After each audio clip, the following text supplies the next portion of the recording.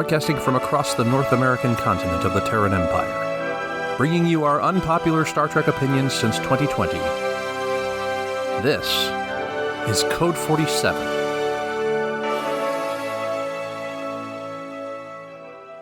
Back again, lucky episode 53. Yes, I just made that up. I don't think there's anything inherent. I don't think there's anything inherently lucky about the number 53, but we got a great show for you. This is the Code 47 podcast on the Secret Friends Unite podcasting network. I am Charlie Carden. I am captain of the USS Grand Petoskey, the Michigan chapter, a Michigan chapter, I should say, of the Starfleet International Fan Club based here in West Michigan. And I am with my faithful communications officer, who is actually in the wilds of Minnesota doing some trekking. The Rich, how the heck are you? I'm doing great, man. I'm doing great. We're getting ready to go on vacation, the wife and I. So we're, awesome. We're wrapping up some stuff, doing some podcast stuff, and getting stuff in order. But yeah, that's my jam right now. I hear you. To go some vacation, Vacation. That's good stuff, man. And with as challenging things have been in the business that you guys run recently, it sounds like it's well earned. So that's awesome. Yeah, especially for my wife. Yeah, she's been very busy. That's crazy. So we're going to do something a little special up top of this episode. Earlier in the week, Rich, you had shared with me, and then you had done some posts on social media about some of the goods that you have in your possession that belonged to your godmother, who was your gateway individual, as so many of us do have that story of the person that got us into Star Trek. She is yours. And then we talked a little earlier today about you possibly showing some of these off. So it's all you, my friend.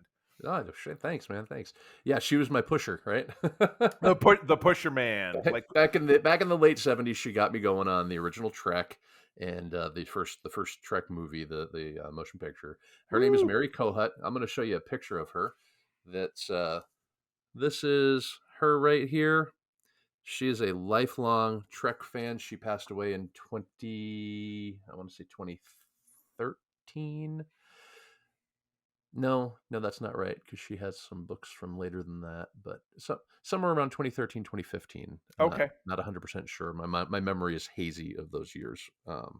But she left me a literal crap ton of Trek merchandise that she collected over the years, not the least of which is her collection of books, which is incomplete, but I've made it my personal mission to now complete those sets. All of them. So we're gonna. Wow. I'm gonna try and get her books completed as like a tribute to her. To we called her Chucha Mary. She's Ukrainian. Chucha means aunt. So that's So I started going through some of the boxes. I had gone through the books. I'd picked out some ones that I wanted to have on my shelf, and then I started to feel like, I really want to go through everything. I want to go through it all and see what there is. So the first box that I opened up had this in it. Woo! I've got that. You got that? This is this is a Pez set, and it is from.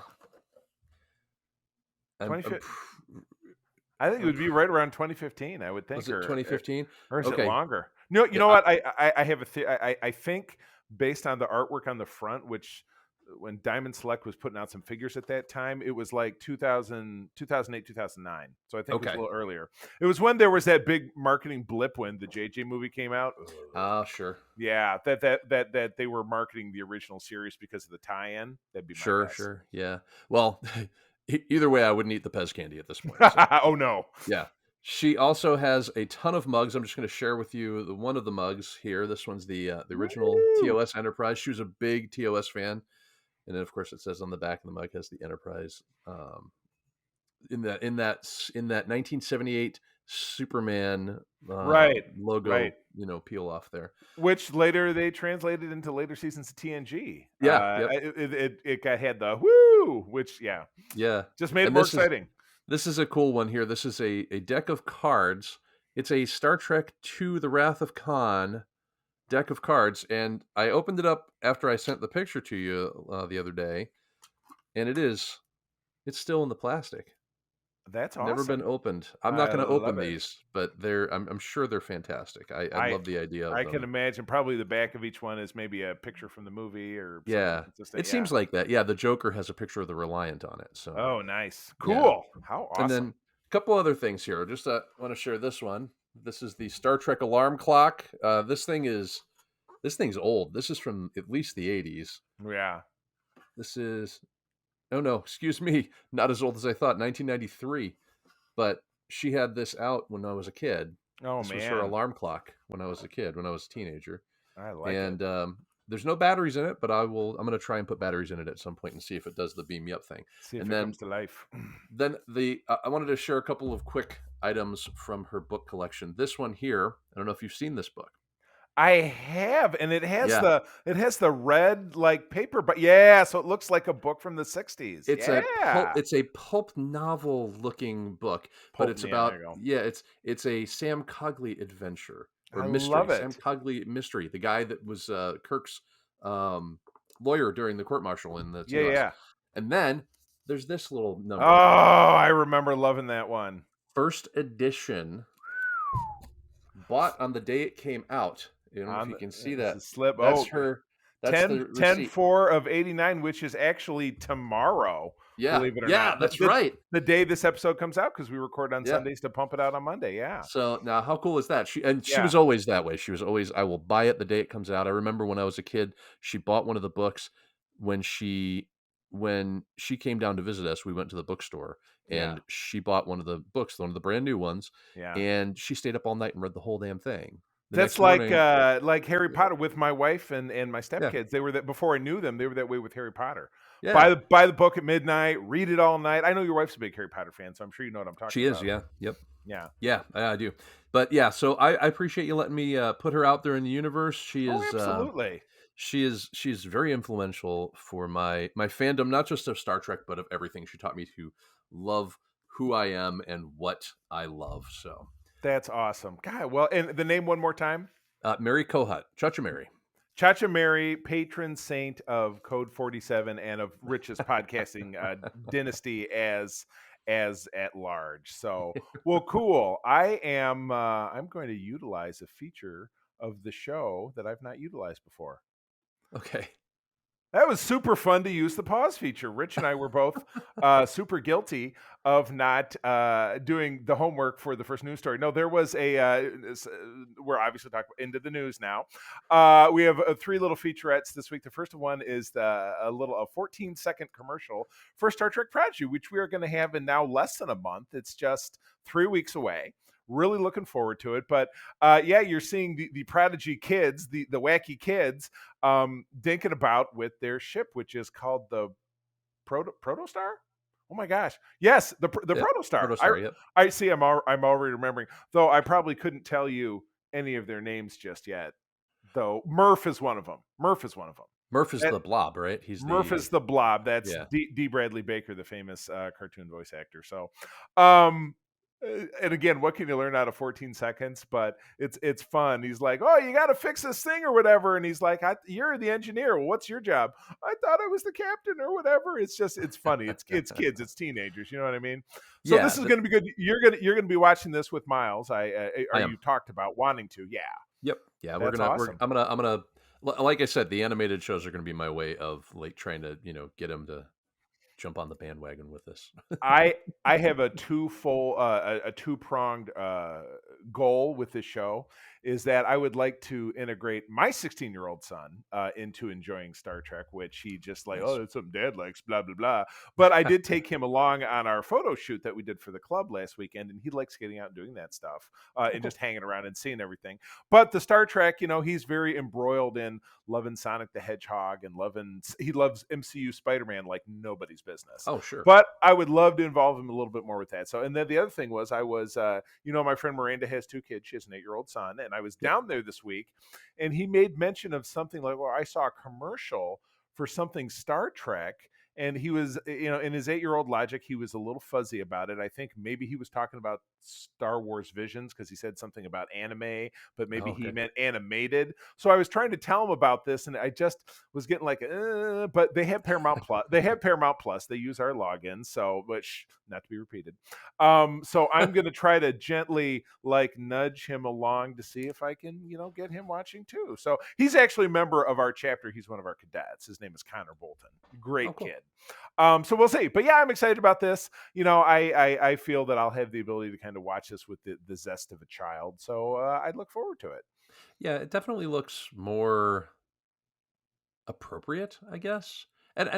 It's weird for me to talk like that because I'm definitely not the most appropriate person in my personal life. But this, for me, I think Trek has a specific reputation to uphold, Hmm. and this seems like it upholds that reputation. So, Right. Unlike other things that we might talk about potentially later in this program. I don't potentially. know, but anyway, thinking about things that are a little bit more traditional Star Trek, we got some images this week, and it's weird. This headline is deceptive. Set images from Star Trek Picard season 3 hint at a new ship and more, but we're doing season 2. So is that production wrapped, and this is jumping even far further than that, or am Yeah. I just misunderstanding? Okay, No, I think Picard. They're in the middle of working on season 3 at this point, right? gotcha. Or are Oh, they? okay. Yeah, no, Yeah. yeah. It says, yeah. So during these last few weeks, executive producers have been sharing images from the set, assuming these images are for season 3. I don't know that I would make that assumption because the show's not been out yet. So regardless, I mean that could be a nit to pick or a tapestry that we don't want to tug on. But Well, I mean, what? Go ahead, please. well, based on what we know about season 2, they're going back in Yeah, time. it's not very Starfleety, or Right. So, it's I mean, alt Starfleet. Yeah, it's Nazi yeah. Starfleet to use the term. Yeah. So yeah. So this could very well be, Okay. I mean, if you look at, there's a picture of the hypo spray and like Right. the various, um, medicines and stuff like that, and it looks pretty future, even more future than Right. Right. what we already know. So, As it's supposed to, because Star Trek Picard is set at a timeline that we're entering the 25th century. So things, right, just like technology that we've seen in the show, and again, there's some variations because TOS had the the styrofoam sets and the rocks and stuff, and the things right, were very piecemeal, and that has been reimagined moving into Discovery and now moving into Strange New Worlds, which again I'm absolutely fine with because I've said this before. I don't think that you could rebuild the TOS Enterprise bridge like they have done at that museum in New York State in Ticonderoga and put that right. on television and have people go, what the hell is this? Modern audiences they're just not going to dig it. So you do have to modernize, and then you have to remember that it's a television show and suspend your disbelief a little bit, and then just calm the F down. You know what I Right. mean? And not, but there are people out there that they just don't have the capacity. So there we are. But I have been aching. I was aching all through the first season of Picard to be like, show me Starfleet. I love Starfleet. I'm a Starfleet guy mostly because I'm a cosplayer. I love uniforms. So I want to see new uniforms. I do like the two variations of Starfleet uniforms that they gave us in season 1 of Picard, one being the current time frame, the other one being 15 years prior when Picard quit Starfleet. Right. It was a slightly different one, which we saw in a couple of different flashbacks. So hopefully they won't have another variation like they did, like with this Discovery in season 3. They had the gray Yeah. one, and I skipped that because I now own, and it was featured in the photos that my friend Joe shot of us last weekend.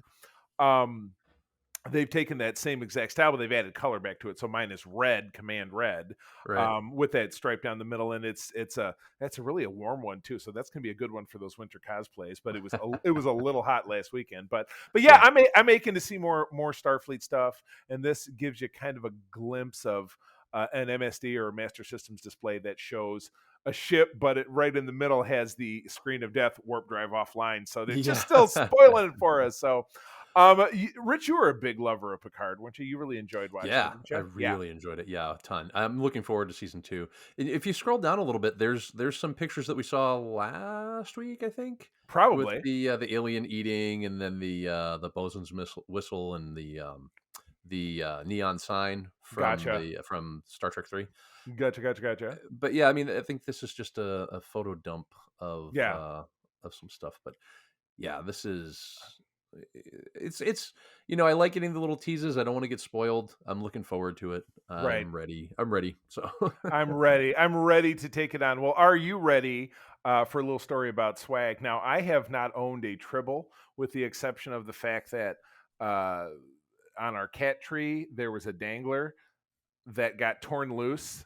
And it floats around the house of the floor of this house that looks exactly like a Tribble. And when the cats find it, they get invested in it again. But I will always very fondly remember one of my girlfriends in college. Her name is Bree Fowler, and we still stay in touch. She's actually an on-air talent, for she worked for Consumer Report. She's still a oh, journalist, cool. which was what we did back in those days. But we stay in touch. She lives in the greater New York City area. But she gave me as a gift a little a Tribble in like a little circular enclosed plastic case, which is long gone. I have no idea what happened to it. I hope it's at the bottom of a bin somewhere that I'm just not aware of.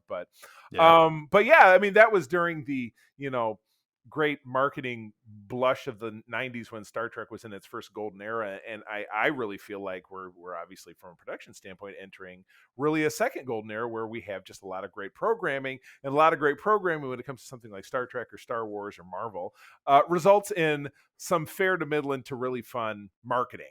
sure. And in this, we're getting back Tribbles. We're getting, instead of just being the small, lightly colored, basically the size of your hand kind of Tribbles, we're now getting a little bit more giant size ones, which kind of reminds me of the short treks with Edward, with H. John Benjamin as the snotty scientist who weaponized Tribbles. Did you end up seeing that one? I haven't seen that one. We had talked for a while about doing an episode about the short trek stuff, but we never And, did. It never materialized. And and that's a great idea in the pantheon of this program that was done with myself and Alex, who launched the show with oh, me, and Todd. However, I'm a firm believer in the fact that it could be absolutely be done again, because I think it could come with some fresh perspective. So I'm sure, open. I'm open to that. If that's something you want to tackle in the future, I'm totally with you. So we will get that figured out, because sure, yeah, we have a history on this show of kind of turning on a dime and just doing what we feel, and I think that's the way it should be. I don't think it yeah, has to be. I started out with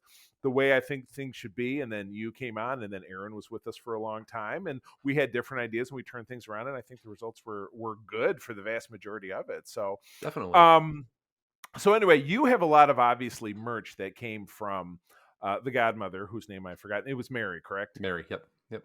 Yeah, I get bad with names sometimes, and That's I okay. apologize. No disrespect intended. None Do taken. you have a Tribble? Do you have a Tribble in this collection? There's no tribbles. No, no, There's no no tribbles. Tribble. These are kind of nutty, because not only are they're multicolored, which is like, well, who cares? Right.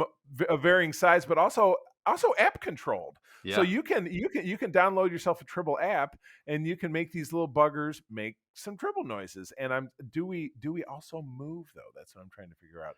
Giant silver Tribble, full Tribble family, app enabled interactive Tribble. So I assume that just really extends to the point that you can touch them, they'll go coo coo, or if you put them too close to somebody you don't like, they're gonna squeal. So you'll know if there's a Klingon around. Right. Yeah. You can out people that you don't like as Klingons. Exactly. Now, do keep in mind the app enabled interactive Tribble looks like it's the giant one, and it's only an episode of three, or a limitation of 300. Also, according to the photograph at the beginning of this article, Gorn, who wear sweatshirts with their own picture on it, also don't like Tribbles and could just as likely throw them at you. So be cautious. I mean, if anybody's going to wear a sweatshirt with a picture of themselves on it, it would be the Gorn. So The Gorn are really very self-serving, yeah, aren't they they? are. They are. Yeah, it's kind of like wearing the T-shirt of the band that you're seeing when you're at the concert. The 1993's Airheads, a movie that Todd and I can never Oh God. we can never. I enjoyed, he hates it, but we can never come to agreement about it. Now, where do you stand with that movie? Airheads. I saw once. I rolled my eyes and I moved on. So Okay, it fair wasn't. statement.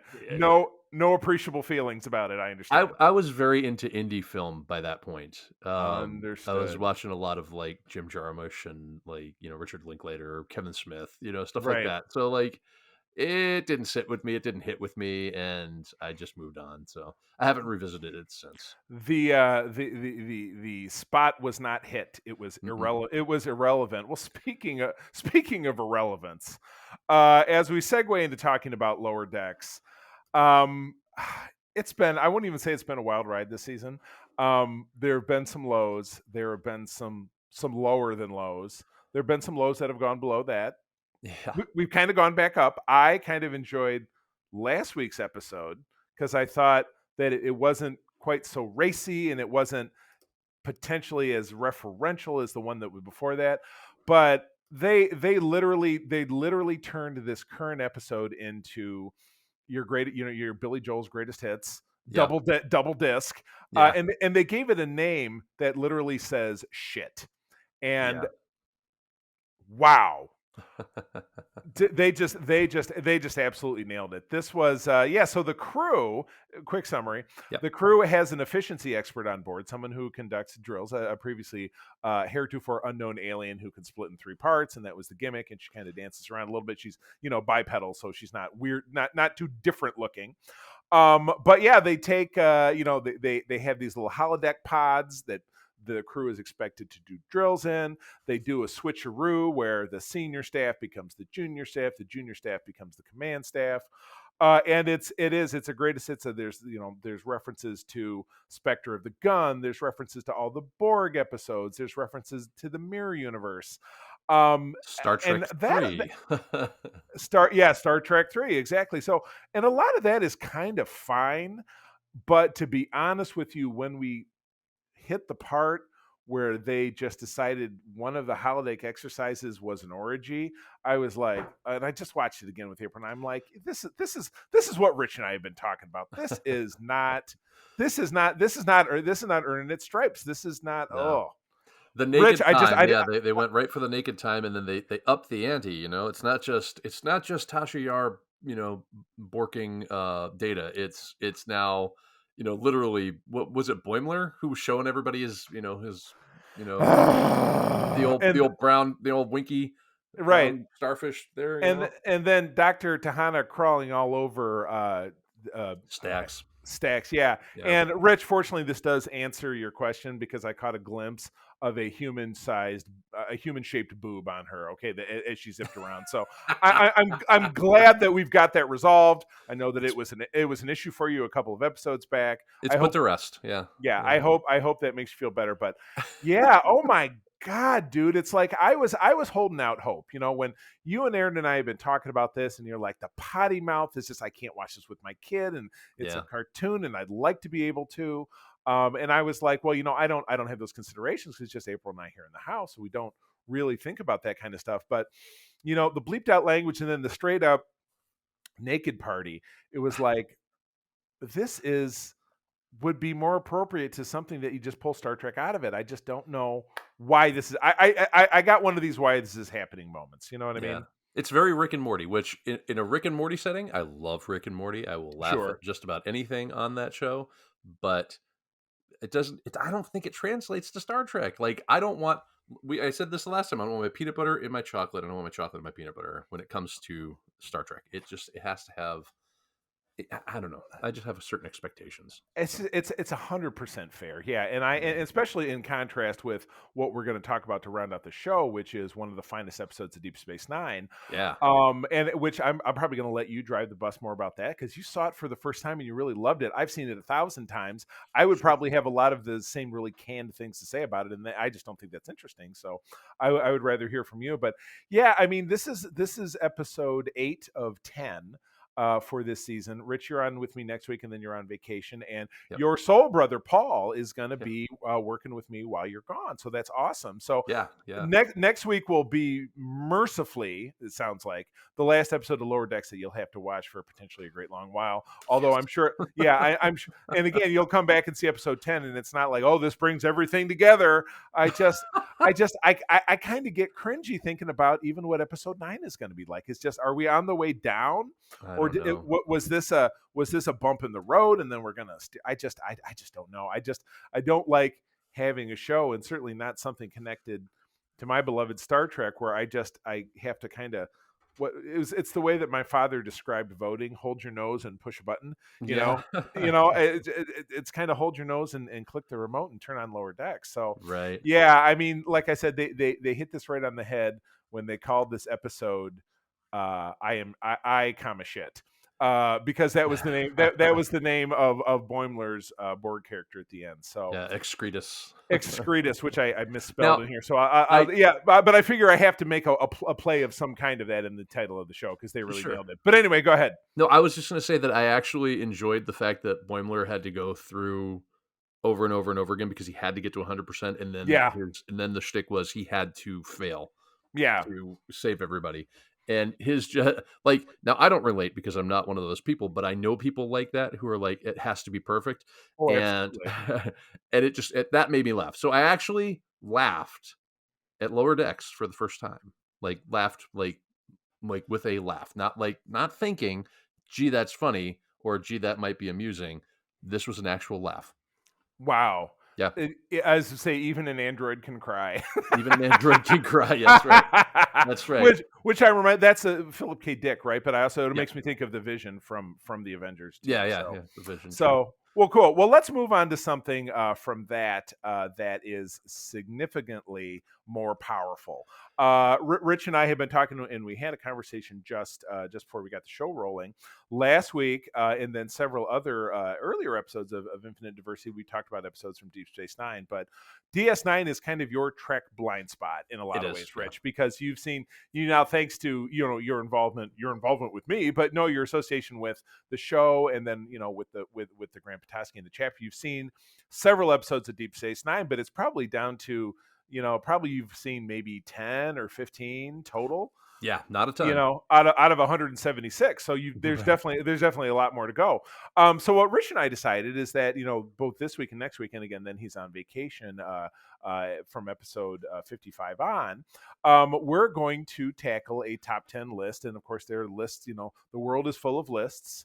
So this was a top 10 list that cobbled together of best episodes of DS9. So I picked this one. It's certainly very high. It's I don't have the list in front of me, but it's certainly in the top 5 of that 10. But this is season 6, episode 19, In the Pale Moonlight. And Rich, I will read the summary. Sure. And then I kind of want to, like I said, kick it back to you because again, I'm the old sod who can be like, oh, this thing and that thing, and Right. they mentioned the Cairo and Captain Jellicoe from the Chain of Command. That was his ship, and blah blah blah. So it's just like, though by that time they mentioned someone else was captain, so you could potentially in your headcanon think that Jellicoe moved on to become an admiral. Then he was part of the New Frontier series. Right. That's true. Think Yeah. about that, Ooh, because speaking of which, my godmother's books, she has almost every single New Frontier book. She's missing one. that Stone and is Anvil. that is awesome, and that I know. that series has been inactive since about that time. So there's no movement on New Frontier, which is kind of a bummer. So Yeah. anyway, here's a summary, and then it's going to become the Rich show, Oh God. for the most part. Oh no, don't get nervous. I mean, while you're gone and after Paul leaves, I might be doing this show by myself. So I guess I'm going to take from your example.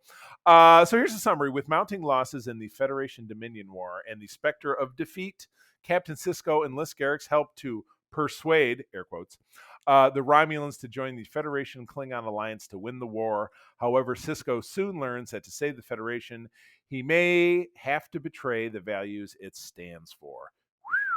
My goodness. Yeah. So, okay, so the first thing that I want to talk about is Avery Brooks's performance in this episode. He comes from theater stock. The dude, I mean, he's been doing theater since 1970s, and this, I mean, it's a monologue, right? I mean, he's giving his captain's log, but it effectively is a monologue that strings the entire story together. It sews the entire story together, and he has moments where you can almost picture him doing this on a stage. It is a beautiful performance. It's a nuanced performance. It is probably one of the best performances I've ever seen in a Star Trek episode or movie, like ever. Totally. And I don't say Totally. that lightly. I mean, I've seen a lot of Trek. I mean, like you said, DS9 is kind of my blind spot, but for the most part, I've seen just about everything else. And I just haven't seen anything as good as that. I was floored. I was absolutely floored. I was mesmerized every time he was on screen. And yeah, so and then the other stuff, I'm not as familiar with the Federation Dominion War. I know of it. I know, who the belligerents were and all that. Right. A great and powerful departure that was very controversial at the Yeah. time that was happening. That happened from the end of season 5 through the end of the series, so over 2 seasons. And there were people who said, "Well, Gene," it was driven by, in particular, the writing staff, Ron D. Moore, who went on to do Battlestar Galactica, that you and I both highly revere. Oh But yeah. there were people at the time who said, "This is not Star Trek. Star Trek is not a war show. It's about exploration." Yep. But the counterpoint of it is that it's some of the very greatest Trek, and it's again, it's a huge departure that generated amazing moments like the ones that we're talking about. So Yeah. what is there Yeah. really to complain about? You're right, Gene told stories in a certain way, but that doesn't to put handcuffs on the franchise and say that that's the only way that stories can be told. That's also very dangerous. Yeah. I think the thing is about DS9 is that, yeah, okay, it's about exploration, Star Trek as a whole, but DS9, you're on a space station, and I Right. understand they have the Defiant, and they can kind of go off, and there's other things in the wormhole and all that. But for the most part, they're stuck on a space station. We are stuck in that kind of rather small world of Hmm. the station, and to put the backdrop of a war behind it and have it be, I'm guessing it's it's, I mean, I know it's an outpost. Is it right on, it's on the Cardassian border, right? Is It's that, about, to get fully nerdy on it, it's about 6 hours from the Cardassian border. So what happened is, so pretty close? yeah, so yeah, the Cardassians 40 years prior to the series went across their existing border and they annexed Bajor, and that became their border.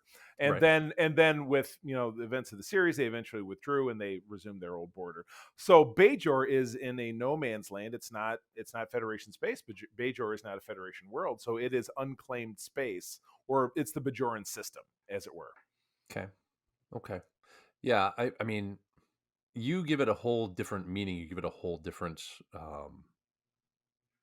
reason for existing if you put this war behind it. Do you know what I mean? Hmm. Hmm. Hmm.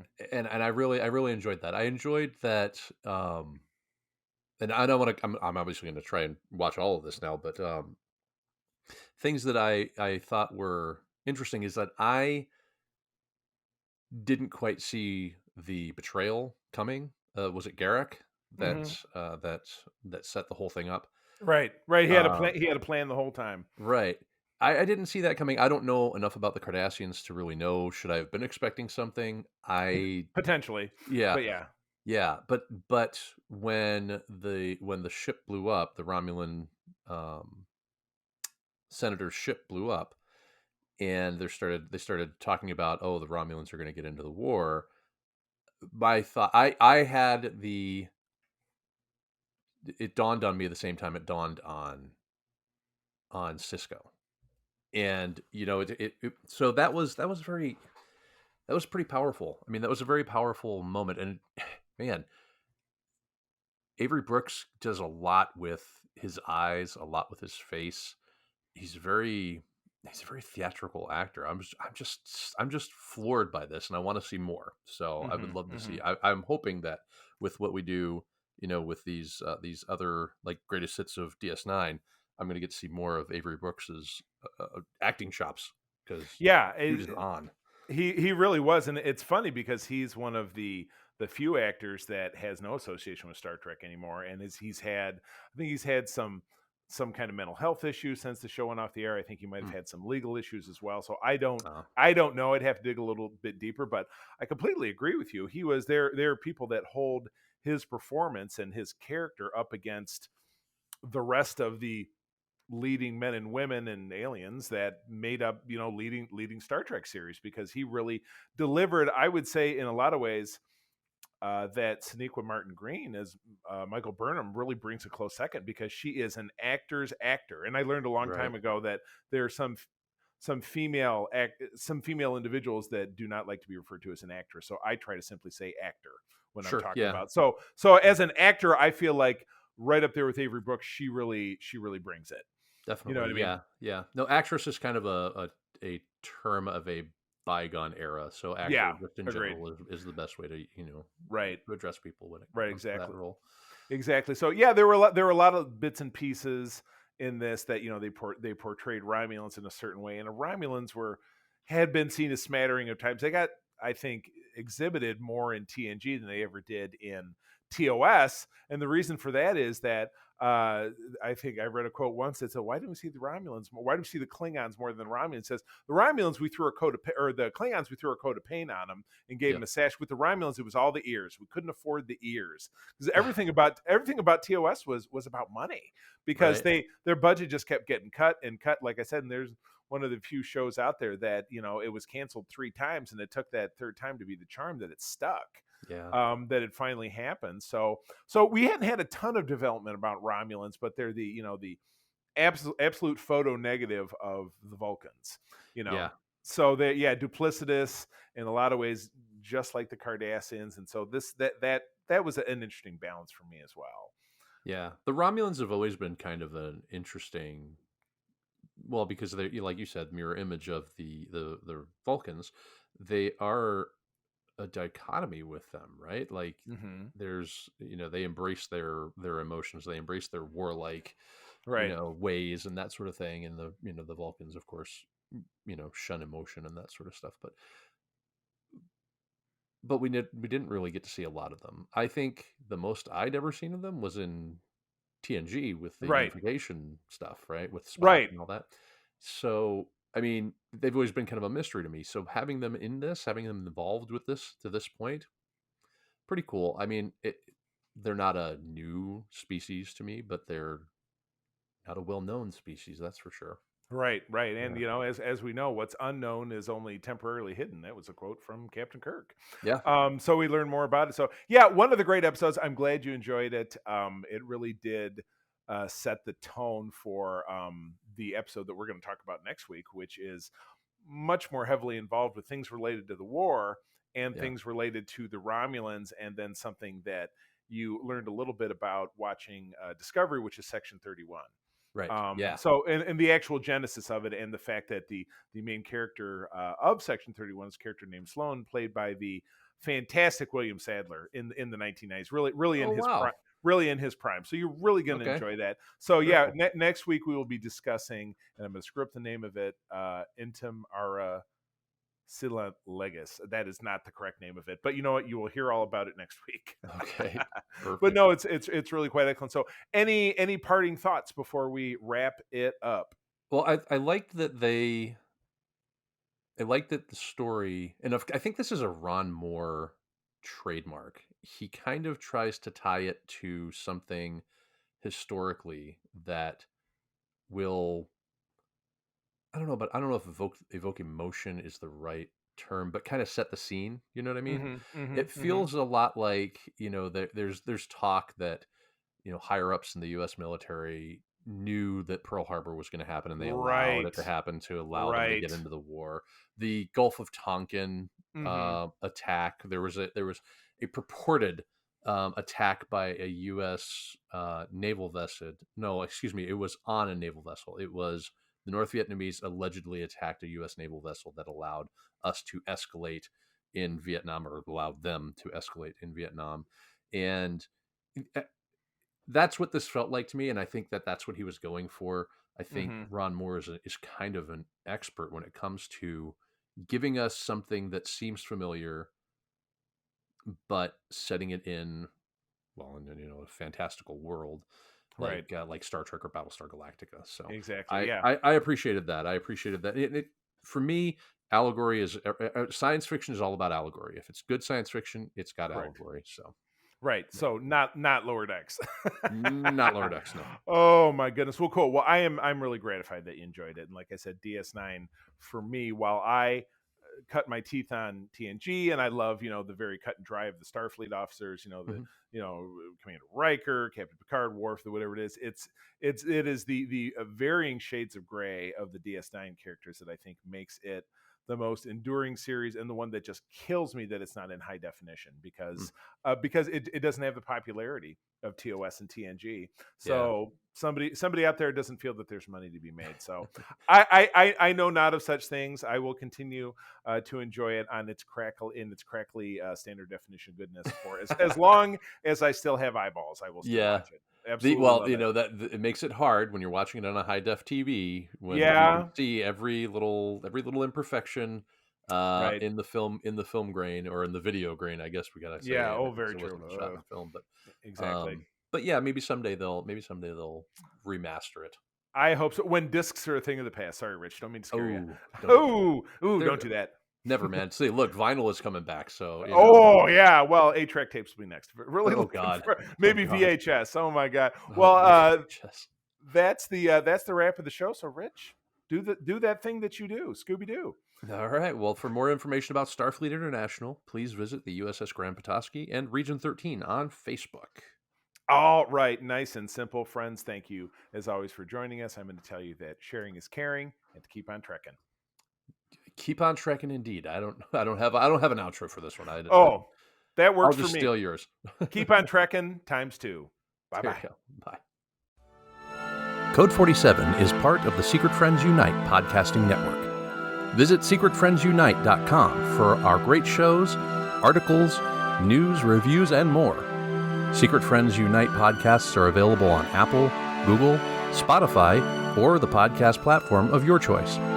If you would like to be part of the conversation, visit our new Discord server, or join us on Facebook, or follow us at Secret Friends U on Twitter. Please subscribe to Secret Friends on YouTube, and don't forget to visit our merch store at tpublic.com. Just search Secret Friends Unite. Thanks for listening.